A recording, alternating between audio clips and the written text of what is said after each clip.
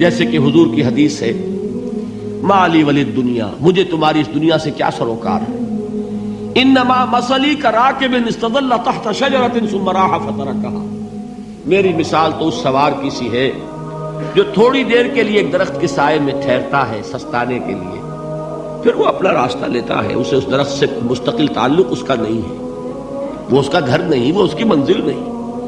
اسی طرح یہ دنیا میرا گھر نہیں ہے۔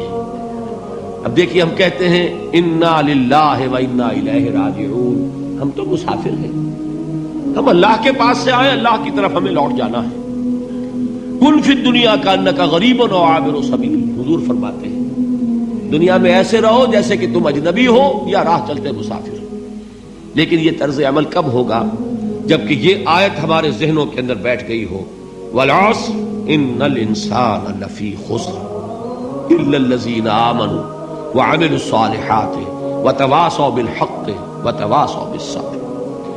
یہ ہے اصل بات جو میں نے عرض کیا تھا کہ میں بتاؤں گا صحابہ کیوں ایک دوسرے کو یاد دلاتے تھے۔